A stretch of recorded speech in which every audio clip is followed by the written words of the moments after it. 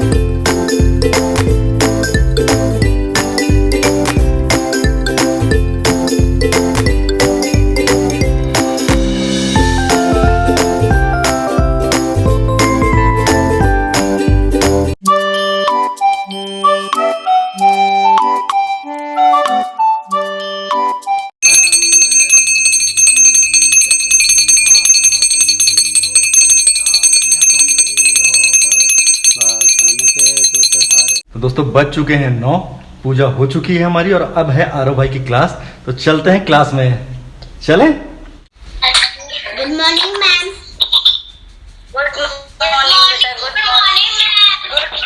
हैं वर्ण, कोई भी शब्द का पहला अक्षर मतलब कोई भी अक्षर का एक, वो जो है भाषा की सबसे छोटी इकाई कहलाती है। ठीक है, जैसे हमने बोला जग। क्या होते हैं स्वर?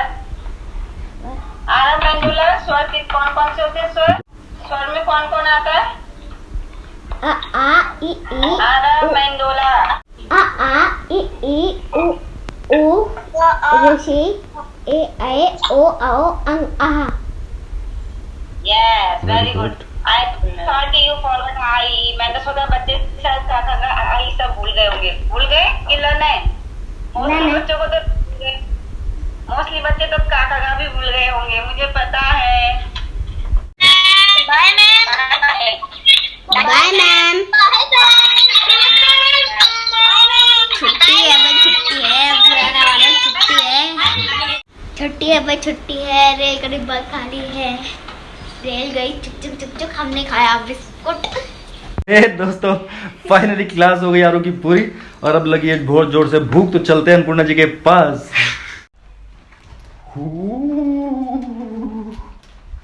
तो चलो चलो चलो चलो चलो। पूरी पूरी पूरी पूरी पूरी पूरी पूरी। तो आ गई पूरी। भी है। तो दोस्तों आज बना है कद्दू पूरी। और आज मूसी को बाद हो गई है बहुत मेरी बड़ी। फेवरेट सब्जी दोस्तों कद्दू पूरी। और शिखर भाई आप जहाँ भी, मैं आपको बहुत मिस कर रहा हूँ कद्दू पूरी खाते हुए। तो दोस्तों ये है अन्नपूर्णा जी की रसोई जहाँ बन रही हैं गर्मा गर्म पूरियाँ। Hello, good morning. आप भी आइए और हमारे साथ नाश्ता कीजिए कद्दू पूरी का। तो दोस्तों हम करते हैं कद्दू पूरी का नाश्ता और मिलते हैं थोड़ी देर बाद आपसे। My name is smiley said the giraffe, Whenever you see me, you will smile। अब इसका क्या मतलब है? मतलब उस जिराफ का नाम स्माइली था और जब भी हल्दी स्माइली को देखेगी तो स्माइल करेगी। Very good. तो फ्रेंड्स अभी आरव की इंग्लिश की क्लास खत्म हो चुकी है, हम दोनों मिलकर रीडिंग कर रहे थे। अब आरू भाई ने अभी अपना सुबह नाश्ता वगैरह नहीं कर पाया था उसकी क्लास की वजह से, तो वो अपना नाश्ता करेंगे और फिर हम बाहर चलते हैं, कोई प्लांट्स दिखाते हैं आपको, मिलते हैं। सबसे पहले ये बता दूं कि मेरा दांत हिल रहा है। ओ दोस्तों आरव भाई का दांत भी हिल रहा है, जरा जरा करीब से देखिए। तो क्या तोड़ दिया जाए? ना बिल्कुल नहीं। हिला के दिखाओ, ये देखिए हिलने लगा है। अरे वाह, तो आरू भाई का दांत भी तोड़ा जाएगा। आप बने रहिए, बहुत मजा आएगा। गुड आफ्टरनून दोस्तों, अब बज चुके हैं दिन के 12 बच्चे लोग पढ़ाई करके अपने रूम में लूडो खेल रहे हैं, कोई कंप्यूटर पे गेम खेल रहा है। अन्नपूर्णा जी अभी आराम कर रही हैं, मम्मी भी अपने रूम में है। तो मैं हमेशा की तरह आ गया हूँ घर से बाहर मैं अपने प्लांट्स के पास आ गया हूँ और ये टाइम है आपको अपने किसी ना किसी प्लांट से मिलवाने का। तो दोस्तों आज जो मैं प्लांट आपके लिए लेके आया हूँ उस प्लांट का नाम है पारिजात। तो पारिजात का पौधा मैं आपको दिखाने वाला हूँ और पारिजात को एक दूसरे नाम से भी जाना जाता है हरि श्रृंगार। हर श्रृंगार, हर श्रृंगार मतलब हरि का श्रृंगार, और हरि का श्रृंगार यानी कि फिर ये हरि माने विष्णु, तो भगवान विष्णु को ये बहुत ही प्रिय है, तो इसलिए से हरि श्रृंगार भी कहा जाता है। तो दोस्तों ये है मेरा पारिजात का पौधा। ये लगभग 1 साल पहले मैं इसे लाया था, लेकिन बीच में कुछ कारणों से मैं इस पर ध्यान नहीं दे पाया, तो ये पूरा सूख गया था। फिर मैंने दोबारा से इसको मेहनत करी और ये वापस ग्रीन हो गया है। तो लगभग अभी इसकी हाइट हो गई है 1.5 से 2 फुट के लगभग, ये ऊंचा हो गया है और बहुत जल्दी ये फ्लावरिंग भी करेगा। ये जो पारिजात का पौधा है ये धरती का पौधा नहीं है, ये देवताओं का पौधा है और देवलोक का पौधा है। और ये किस तरह धरती पर आया, किस तरह इसकी उत्पत्ति हुई, कहाँ से ये आया, इसके बारे में एक बहुत ही रोचक कहानी है। आप बने रहिए मेरे साथ, मैं आपको कहानी सुनाता हूँ। और कहानी सुनाने से पहले एक छोटी सी रिक्वेस्ट है कि जो दोस्त पहली बार हमारे चैनल पर आए हैं वो प्लीज़ चैनल को सब्सक्राइब ज़रूर कीजिएगा। आपके सब्सक्राइब करने से हमारा हौसला बढ़ता है, मोटिवेशन मिलती है कुछ और बेहतर आपके लिए लेकर आने के लिए। जो दोस्त सब्सक्राइब कर चुके हैं दोबारा ना कीजिएगा। तो शुरू करता हूँ मैं कहानी। एक बार बहुत पुरानी बात है, दुर्वासा ऋषि किसी बात पे भगवान इंद्र से नाराज़ हो गए और उन्होंने इंद्र भगवान को श्राप दिया, जिस श्राप की वजह से भगवान इंद्र श्री विहीन हो गए। आपको पता ही है कि दुर्वासा ऋषि बहुत ही जल्दी गुस्सा हो जाया करते थे, कई कहानियाँ हैं उनकी, और वो भगवान इंद्र से नाराज़ हो गए। नाराज़ हो गए तो उनको श्राप दे दिया, श्राप दे दिया तो भगवान जी श्री विहीन हो गए। अब श्री विहीन हो गए मतलब वैभव विहीन हो गए। अब वैभव विहीन हो गए मतलब कि उनका जितना भी उनके पास पैसा था, धन संपदा ऐश्वर्य वैभव, वो सब चला गया। जब वो सब चला गया भगवान इंद्र बहुत परेशान हुए, देवलोक में त्राही त्राही हो गई, कुछ भी नहीं रहा उनके पास, जो वैभव था वो चला गया। तो भगवान इंद्र विष्णु जी के पास गए और अपनी परेशानी बताई कि ऐसा ऐसा हो गया हमारे साथ, अब हमें क्या करना चाहिए। भगवान विष्णु ने उनको एक सुझाव दिया कि आप दानवों और असुरों के साथ मिलकर, दानव मतलब असुर, असुरों के साथ मिलकर समुद्र का मंथन कीजिए और वहां से कुछ रत्न प्राप्त होंगे, उससे आपको दोबारा से वैभव लौट आएगा। इंद्र भगवान मान गए और देवता और दानवों ने मिलकर, असुरों ने और देवताओं ने मिलकर समुद्र का मंथन किया। आपको पता ही है, मंथन करने के पश्चात वहां से 14 रत्न निकले। 14 रत्नों में क्या क्या निकला? विष निकला, अमृत निकला। विष को भगवान शंकर ने धारण कर लिया, जिसकी वजह से वो नीलकंठ कहलाए। वहां से अमृत निकला जो देवताओं ने ले लिया। मदिरा निकली, ऐरावत हाथी निकला जो भगवान इंद्र के पास था। इसी तरह से लक्ष्मी जी निकली वहां से, और लक्ष्मी जी के साथ साथ ही वहां से पारिजात का एक वृक्ष भी निकला। तो दोनों साथ ही निकले थे, एक ही जगह से निकले थे, इसलिए वो लक्ष्मी जी को बहुत प्रिय है। ये जब निकला, इस पौधे को फिर स्वर्ग में लगाया गया और वापस सारी धन संपदा ऐश्वर्य लौट आया। ये पौधा इस तरह से वैभवशाली तो है ही, इस तरह उनका वैभव लौट आने के बाद वहाँ पे सब कुछ ठीक हो गया। तो ये भगवान विष्णु को भी बहुत प्रिय है, माँ लक्ष्मी को भी बहुत प्रिय है। इसके पुष्प आप माँ लक्ष्मी को चढ़ाएं, विष्णु जी को चढ़ाएं। भगवान नीलकंठ को ये बहुत पसंद है, शिवजी भगवान को बहुत पसंद है। ये तो गई बात इसके स्वर्ग लोक में आने की। अब बात करते हैं कि धरती पर यह पौधा किस तरह से आया। देखिए, एक बार भगवान कृष्ण को नारद जी ने स्वर्ग लोक से लाके पारिजात के कुछ पुष्प दिए, फूल दिए। ये क्योंकि धरती पे तो होता ही नहीं था। अब कृष्ण जी को जब वो फूल मिले तो उन्होंने जाके सारे फूल रुक्मणी जी को दे दिए। अब क्या हुआ, कृष्ण भगवान की एक पत्नी सत्यभामा भी है, आपको पता ही है। तो सत्यभामा जी जो है बहुत नाराज हो गई और उन्होंने जिद करी भगवान कृष्ण से कि मुझे तो ये पेड़ चाहिए अपने आंगन में, अपनी फुलवारी में। भगवान कृष्ण ने कहा ठीक है। उन्होंने अपना एक दूत भेजा भगवान इंद्र के पास और कहा कि आप अपना पारिजात का वृक्ष दीजिए, मेरे को सत्यभामा के आंगन में लगवाना है। वो नहीं माने, इंद्र भगवान ने नहीं दिया। तो भगवान कृष्ण फिर स्वर्ग लोक गए, उन्होंने उनको पराजित किया भगवान इंद्र को, और पारिजात के वृक्ष को धरती पर लेकर आए। तो इस तरह से ये पौधा स्वर्ग से धरती पर आया और बहुत ही वैभवशाली पौधा है। आप इसे अपने घर में लगाएं, इसके वास्तु के अनुसार ये बहुत ही फायदेमंद है और आयुर्वेद में भी इसके काफी सारे गुणों का बखान किया गया है। तो आई होप आपको आज की कहानी अच्छी लगी होगी, ये पौधा बहुत अच्छा लगा होगा। आप लोग भी जाएं, पारिजात का वृक्ष लेकर आएं और अपने घर में ज़रूर लगाएं। देखिए किंवदंतियाँ, कहानियाँ कितनी सच होती हैं ये तो मैं नहीं कह सकता, सारी बात है हमारे विश्वास की। तो मेरा विश्वास है कि ये वैभवशाली पौधा है, स्वर्ग का पौधा है, तो ये मुझे उसी तरह से फल देगा। जैसा हमारा विश्वास होता है वैसा ही फलीभूत होता है। तो आप ज़रूर लगाइएगा। और अब मैं मिलता हूँ आपसे शाम को। हाय फ्रेंड्स, कैसे हैं सब लोग? भगवान करे सब अच्छे से रहें। और हम बना रहे हैं पूरी। दिन के 2 बज चुका है और बच्चे पढ़ाई कर रहे हैं, नीरज उनको पढ़ा रहे हैं। मैंने सोचा कि मैं तब तक पूरी बना लूँ, थोड़ी देर बाद इनको भूख लग जाएगी, तो मैं बना रही हूँ पूरी। और कद्दू हमारा बचा हुआ है। जब हमारा कद्दू बचा हुआ रहता है तो बच्चों को कद्दू पूरी बहुत पसंद है। उस दिन वो दिन में भी कद्दू पूरी खाएंगे, सुबह भी कद्दू पूरी ही खाया था। और चटनी बनाई है मैंने, मुझे भी कद्दू पूरी बहुत पसंद है। अब हमारी बन चुकी हैं पूरी सारी, और मैं तब से आवाज़ लगा रही हूँ। ये लोग पता नहीं क्या कर रहे हैं, आ नहीं रहे हैं। तो देखते हैं कर क्या रहे हैं ये लोग, पढ़ाई कर रहे हैं या कुछ और कर रहे हैं। चलो दोस्तों चलते हैं ऊपर। और ये है हमारी मम्मी। आप क्या करना है?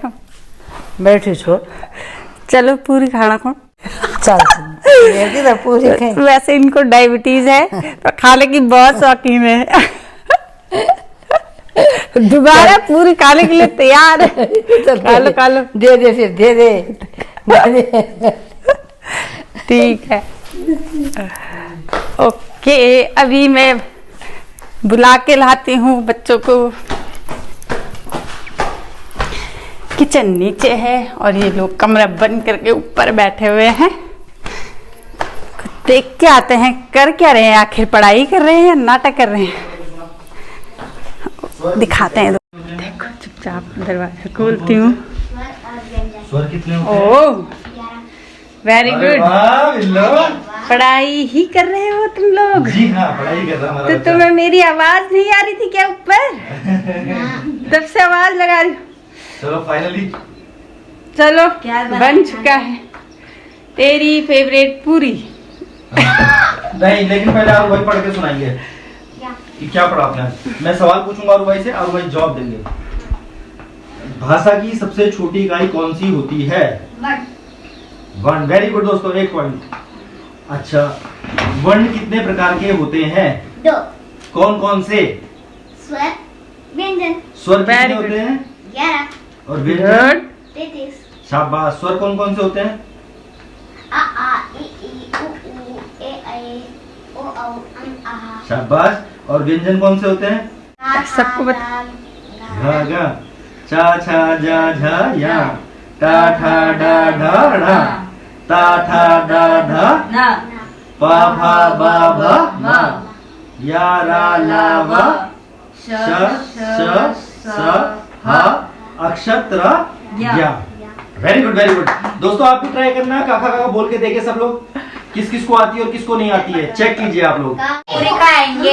मम्मी पूरी खाएंगे नहीं, पूरी डस लेंगे। दस डालो। हाँ बेटा फिर 10 लो। वैसे तो सबको गरम पूरी पसंद है, सामान तो उठाने अपना। लेकिन आज ये लोग आए ही नहीं। अब ठंडी पूरी खानी पड़ेगी, ठंडी पूरी खानी पड़ेगी। तो अभी बज चुके हैं शाम के 5:15। कद्दू पूरी आपको पता ही है, खा चुके हैं हम लोग। अन्नपूर्णा जी आई थी, उन्होंने बनाया, सुबह भी खाया था भाई, अभी दोबारा खा लिया। अब मैं आ गया हूँ छत पे अपनी। मैंने सोचा छत पे चल के अपने प्लांट्स को देखूँ थोड़ा, रोज़ की तरह शाम को मेरे को बड़ा अच्छा लगता है इनके पास आना। और दोस्तों मैं एक बात से बहुत परेशान हूँ। तो परेशान किस बात से हूँ ये आप देख रहे हैं, ये मेरे अनार के फूल हैं जो अनार बनने लगे थे। देखिए छोटे छोटे अनार बनने लगे थे। डेली इससे कई सारे फूल नीचे झड़ जाते हैं, पता नहीं क्या कारण है। इस पर बहुत फूल आ रहे हैं, बहुत, मतलब हर रोज़ फ्लावरिंग कर रहा है ये। कुछ इस पर चींटियाँ भी लगी हुई हैं, देखिए इस पर चींटियाँ भी लगने लगी हैं। और ये इस तरह से अनार बनते हैं, छोटे छोटे होते हैं और टूट जाते हैं। तो अगर आप में से किसी के पास कोई सजेशन हो तो मुझे बताइएगा कि मैं इसके लिए क्या कर सकता हूँ, ठीक है। और चेरी पे उस दिन मैंने स्प्रे किया था, आपको याद होगा, तो वो फंगीसाइड वगैरह ख़त्म करने के लिए स्प्रे किया, तो उसकी वजह से इसके भी सारे फ्लावर झड़ गए। तो बहरहाल कोई बात नहीं, अभी छोटा ही है पौधा, 1 साल का ही है ये, और इसी साल इसने फ्लावर दे दिए थे। तो थोड़ा सा मुश्किल होता है गमले में फल ले पाना, पर मैं कोशिश नहीं कर छोड़ने वाला अपनी, मैं इनसे फल लेके ही रहूँगा। और अभी मैं इससे ऊपर वाले फ्लोर में आपको लेके चलता हूँ। तो दोस्तों मैं अभी आ गया हूँ छत पे, और ये पूरा मानपुर का इलाका है, काफ़ी फैल गया है मानपुर अब। और नीचे लॉन में आरव और रुद्रा हैं, और ये दोनों के दोनों कुछ तो कर रहे हैं, वो देखिए। बानो आजा, बाने। वो देखिए दोनों भाई कितने मज़े से लॉन की घास काटने की कोशिश कर रहे हैं। और सामने आपको याद होगा हमने वो क्यारियाँ बनाई थी, तो मम्मी ने इसमें गाय के लिए चरी बोई हुई है घास, तो मम्मी उसमें पानी डाल रही है। आरव भाई दौड़ गए, पता नहीं कहाँ जाने की कोशिश कर रहे हैं। मम्मी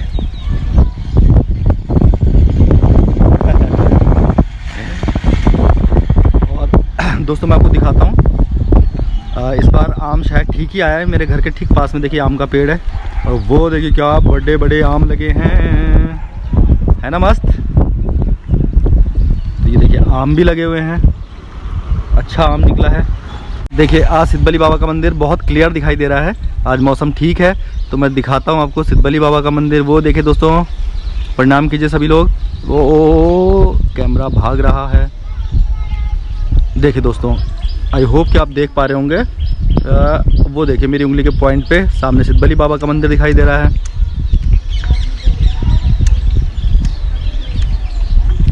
कोटद्वार में काफ़ी फेमस है दोस्तों सिद्धबली बाबा का मंदिर। फेमस के अलावा यहाँ पे आप जो मन्नत मांगते हैं वो पूरी ज़रूर होती है। भक्त बहुत दूर दूर से यहाँ पे आते हैं। और वो देखिए दोस्तों सामने पहाड़ कितने सुंदर लग रहे हैं। वो पूरा पहाड़ जो ऊपर भरतनगर का एरिया है, ये पूरा भरतनगर है। कभी मैं आपको रात को दिखाऊंगा। और ये बिल्कुल जैसा मसूरी फील होता है देहरादून से जब हम देखते हैं मसूरी लाइट्स दिखाई देती हैं, वैसे ही सेम टू सेम यहाँ पे लाइट्स दिखाई देती हैं। बहुत अच्छा फील होगा रात को। और आसमान में बादल बहुत सुंदर आए हुए हैं देखिए, और ये शान से लहराता हुआ हमारा झंडा।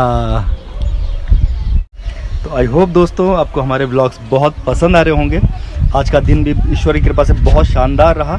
और जो मैंने आपको पारिजात के पेड़ के बारे में बताया था उसको भूलिएगा नहीं, आप लोग ज़रूर एक एक पारिजात का पौधा अपने घर में लगाइएगा। और हमारे साथ जुड़े रहें, बने रहें, अपना प्यार हम पर इसी तरह बरसाते रहें।